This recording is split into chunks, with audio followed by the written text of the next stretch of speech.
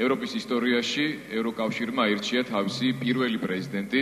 ამჯერად მე ამ ფაქტის აღნიშვნა გადავწყვიტე იმის გამო, რომ დღეს ამავე დროს 20 წელი გავიდა ზუსტად, რაც გაერო მიიღო რეზოლუცია ბავშვთა უფლებების დაცვის თაობაზე.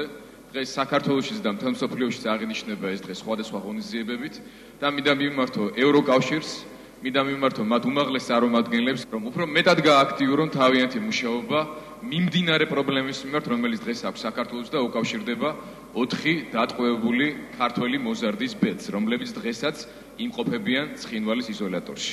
ამ დღეების განმავლობაში გატაცებული არიან ქართველი მოზარდები, რაც არის მათი ფუნდამენტური უფლებების დარღვევა და ამ პრობლემის გადასაჭრელად ამ ადამიანების განსათავისუფლებლად კრიტიკულია და მნიშვნელოვანია საერთაშორისო ორგანიზაციების რეაგირება. ერთ-ერთი მთავარი უწყება ადამიანის უფლებების დამცველის ევროპის საბჭოს ადამიანის უფლებათა კომისარი, რომელიც არის დღეს ბატონი ტომას ჰამერბერგი. მიუხედავად ამისა, ამ დღეების განმავლობაში ჩვენ ვხედავთ, რომ ეს ადამიანი ტომას ჰამერბერგი არ აკეთებს არაფერს, არის სრულიად უმოქმედო, რაც ძალიან ბევრ და სერიოზულ კითხვის ნიშანს ბადებს. მისი პრაქტიკიდან და მისი გამოცდილებიდან გამომდინარე, ყველა იმ შემთხვევაში, როდესაც საქმე ეხება რუსეთს, ეს ადამიანი არის ძალიან დუნე, ძალიან მშვიდი და არავითარ სერიოზულ რადიკალურ განცხადებებს არ აკეთებს.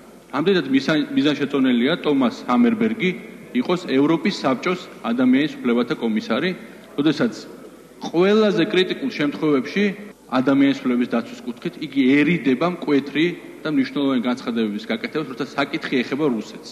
აბსოლუტურად გეთანხმებით, რომ ეს ის შემთხვევაა, რომელიც წარმოადგენს პრაქტიკულად ტესტს ნებისმიერი საერთაშორისო ორგანიზაციისთვის, ტესტს ნებისმიერი თანამდებობის პირისთვის, ვისაც ევალება ადამიანის უფლებათა და ბავშვთა უფლებების დაცვა. ასეთი შემთხვევის დროს უმოქმედობა თავისთავად აჩენს ძალიან ბევრ ნეგატიურ შეფასებას და ძალიან ბევრ კითხვის ნიშანს.